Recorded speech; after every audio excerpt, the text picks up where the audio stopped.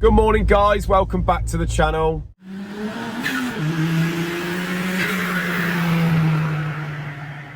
So I'm stuck in traffic a bit here. I thought now is as good a time as any to tell you about our predicament last night. So I had a phone call on Friday actually from RCS Tuning, the guys down there that sent us the BMW head. So 2 or 3 videos back I told you about the special tool you need for to put the Valvetronic gear back into the BMW head. So that's the N55 head. They had the cylinder head back, they put it all on. The car ran absolutely fine for about half an hour, and they were going to take it to an MOT, and next thing it started making a bit of a rattly noise. So they took it back, plugged it in, and it said it come up with cam sensor correlation or something like that. So they cleared the codes, started it back up, and it sounded absolutely terrible. So Rich got in touch with me Friday evening and said, look, I'm sorry to disturb you, but can you have a listen to this? What do you think it is? And I'll be honest with you, it sounded like all the big ends had gone. I thought, blimey.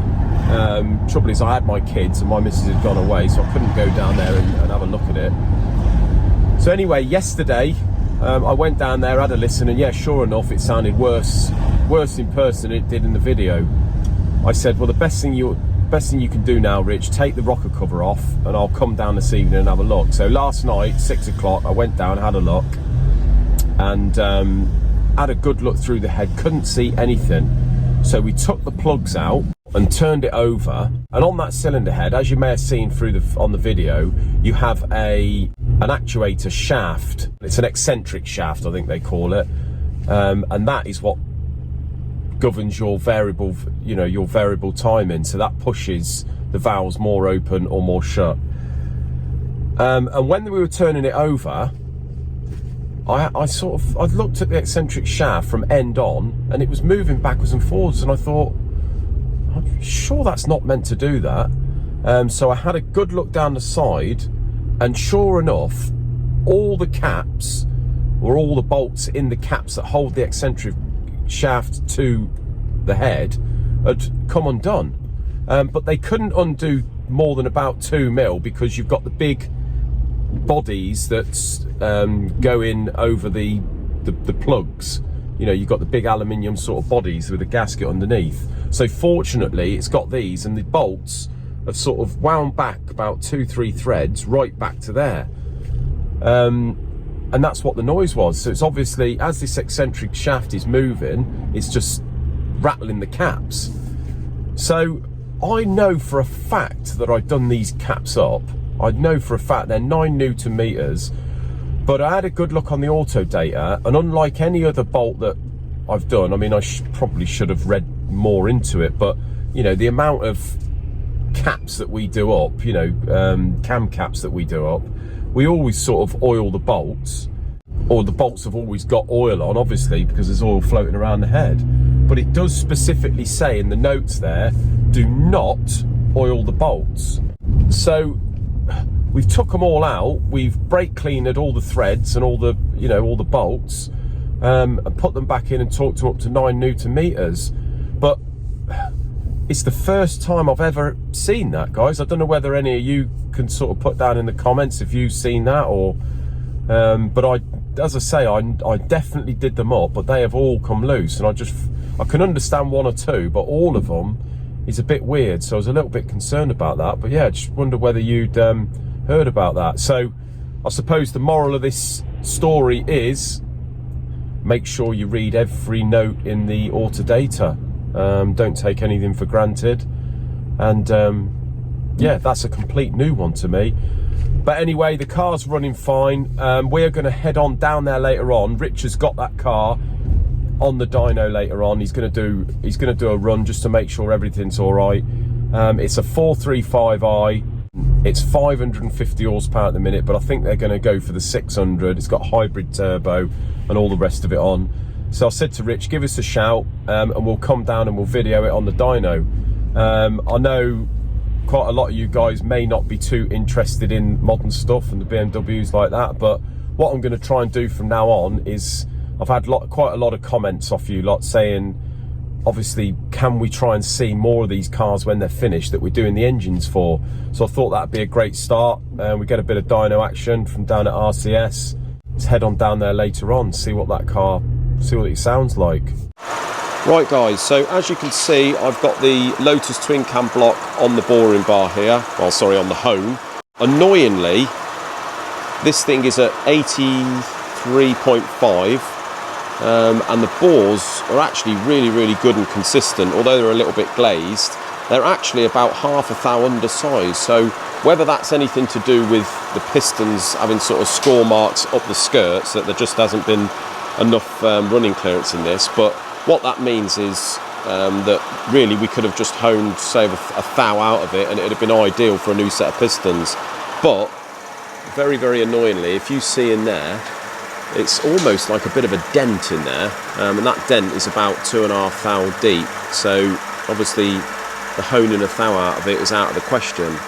So what we're going to do is we're going to hone this out 6 thou and see if it cleans. And the reason for that is because Burton supply acrylite pistons at 83.65, and acrylites run a bit bigger running clearance anyway. So if it cleans at that, I'm going to order those pistons, and that will be ideal for that. Right, so the con rods here, obviously Arrow set of rods, really good quality rods. And like we said to you before, on number 1, it has done a bearing. It started to spin a bearing. Fortunately, I don't think it spun it in the housing. Although it's a little bit brown around here, we've torqued this up, we've measured it, and fortunately its bottom limit on this direction and it's on the tight side here. So we've honed that out, and that is clean now, and that rod's on top limit, which is the way we like to run them anyway. So that's absolutely perfect. We've got no issues in using that again. We did have a look at new rods, but the problem was the waiting time on these from Arrow or from Burton or from anyone is about 3 months. So due to the time scale, that isn't really an option. If the rod was no good and we weren't happy with it, then we'd have had to come up with some other plan. Burton do their own rods, also Wasner do rods for the pre-cross flow and the cross flow, but the Arrow are a great rod. So hopefully now we've sorted that, we'll size all the other rods, balance them all, and we will get a new set of pistons, and then we can get on our way with this. Right. Oh, hello, mate. I didn't see you there. What? Highly disguised as me. Step that up. Right, how are we getting on with this V6 then, mate? Right, so the V6, we found the reason why it's breathing so heavy. Right. And ta-da, there we go. There we go, broke a ringland out. That's quite bad. That is pretty bad. That's going to probably explain that problem. What's caused that, I'm not 100% sure, but it's not actually the heads aren't damaged. Temperature at some point, do you reckon? Possible. I mean, the heads aren't damaged, the gaskets were fine, so you could probably potentially rule out sort of pre-ignition or detonation, couldn't you? But yeah, you don't know. But the rings weren't very good anyway, were they? So initially, before we seen that, I think the rings...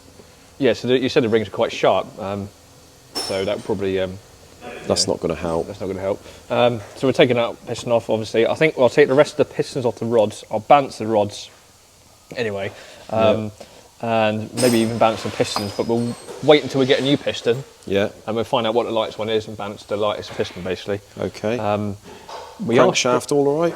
Crankshaft's fine. I think John's going to polish this because it's fine, but some very minor marks on that. But that's, you know, no scores as such. But no, all looks pretty good. But that should be fine. I think we're struggling at the moment to get bearings and rings. Yeah, I was going to say parts on this are not. I've been looking overnight for a piston. Yeah. I'm not having much luck at the minute. So that could be the biggest struggle with this engine, I think, is trying to get some bearings and rings. But I think what I'm going to do is get hold of Scott at SG Motorsport, because Scott's the one that sent these two engines in, the Lotus and the V6, and see if he can get his hands on any bits. I mean, they'll be available, but whether or not we can get them soon is a different story, isn't it? It could be a month or two before we can get them.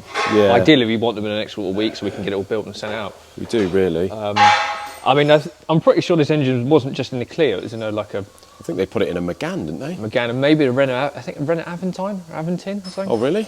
Big people carrier. It was in I think it was in the front of a Megane, but just the back of the Clio. They put a V6 in a people carrier anyway. It was on Top Gear or something, but yeah. Block's all right. Block looks all right. So that damaged piston and done any damage to the bores or anything? Block surface has come out nice. So happy with that. Just clean that up. Lick of silver. Yep. So it's just really parts. And then Isaac's done a nice job on those heads over there. There he is. Give us a wave, Isaac. We'll go and have a little chat with him in a minute. See how he's got on with the heads. They're looking pretty spiffing. He's boshed them very nicely. So bless him. He spent all week in the cylinder head department, doing a good job. So the Lotus managed to rescue the rods. They've all balanced up all right. Crank's all ground and looking good. Crank looks lovely, actually. So we're just waiting for pistons on this and the liner to turn up. Yeah. So I said yesterday that I might get away with not putting a liner in and boring it out 6 thou and go for the 83.65 pistons, but unfortunately it didn't clean. Now I did speak to Scott yesterday morning, and he said that that little bit of damage we've seen in the cylinder head, which is over here, which we couldn't really explain because it was on a different cylinder to the one that had done the end. But he said that is an old bit of damage, and apparently that one had let go at some point, so they had to change the piston. But clearly, whether it was a valve or something that let go, but it's put a dent right in the bore. And by the time I'd honed out 6 thou, we were still left with a size of a sort of dent about the size of a 2p. So yeah, we've had to put it on the boring bar. Ordered a straight liner. I'm doing a straight liner on this with a, whether you can see down there, with a step down at the bottom. So as soon as that liner turns up, I'm sort of only got to do one more cut. I just would like to get the liner and check the diameter of it before I do the last cut. And we can get that in, and then what I shall probably do is press that one in and then still order the 83.65 pistons, because usually if you press in a liner it can distort the other bores. So I'll order those, then we can take all the others out the same as that, and then that's the block complete then. So really all we're waiting for on that is those pistons and the bearings. Is that it? Yeah, I mean all the rest of the bits are down here all cleaned up. Paul's cleaned them all up there, all ready to go. Studs are ready to go. We'll probably give this a lick of paint actually. I'll give that a nice bit of aluminium paint. Yeah. The head I need to lap the valves in the head. Right, still. okay. But other than that, we could give the head a lick of paint maybe. But, yeah, I was going to say, I mean, it's basically ready to go, isn't it? It is really, it's pretty clean. Just quite handy those guys weren't worn actually. What's that? Quite handy those guys weren't worn, because that would have been a bit, well, not a big job. But well, I think when it did that damage before, I think they've had that apart and sort of serviced the head. So, yeah, there we go. Let's go and have a little word with Isaac, see how he's got on with the aids. All right, buddy? All right, mate. So just finishing the V6 heads. Yep. So what do we find? Anything drastic in there, or is it just a No, it's sort of service? just a bit of a service, a refresh. Just go through and soda check blasted everything. them and painted them and what have you. Yep, done all that. Clean the valves up and yeah. I think on these we're using the original hydraulics, aren't we? Because yeah, although it lists under the engine, I think it's an L7Z or something, the engine code, which is the same as like the Megane V6 and that, but on these they do change the sizes of some things, right. And one being the hydraulics. So a bit like the pistons and the bearings and that at the minute, we're struggling to find hydraulics. So they don't look in bad nick. We've had the go ahead from the owner to squeeze them out and reuse them. So just a service, and they're looking pretty good now. So just I'm very happy with them, really. I'll tell you what, Health and Safety would love this. No, we haven't joined the Saw movie franchise. This is this is Isaac painting bits off the V6, I think. Right, I've just got a flywheel on the go here. Give it 1 mil already, that's had off it. I don't know what it's off, a tractor or something, but as you can see, it's still got half a dozen big hot spots in it. So you're probably looking at about another mil and a half off this. So I'm just going to put 20 thou on. 20 thou cut's about the minimum you want to take off, really, but the idea is just to sort of get in underneath these hard spots A lot of people sort of prefer to grind them out, but my feeling is if you just grind over the surface, it's all very well, but you're not really removing the hard spots. So I'll give it 20 thou and see what happens there.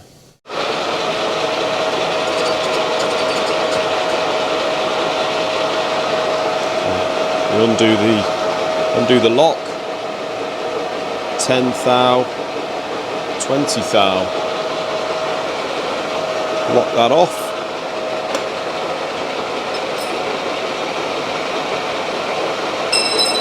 And away we go.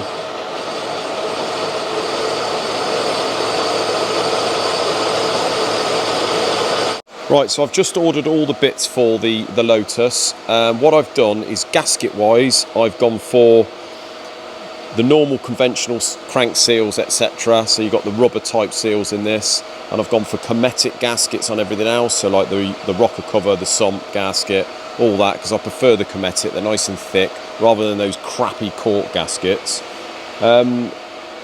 So I've ordered those. I've ordered the Marlin Motorsport crank bearings for the rods, the mains and the thrusts. We have ordered, with the gasket set, it comes minus the head gasket. So I've gone for a multi-layer Cometic head gasket because they do various thicknesses.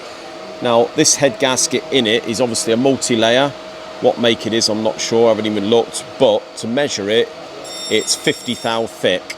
So what I've done is ordered a 60 thou Cometic multi-layer head gasket, but instead of the 83mm in diameter, I've done it 84mm. So obviously it's 83s could run the risk of sort of overlapping into the bore.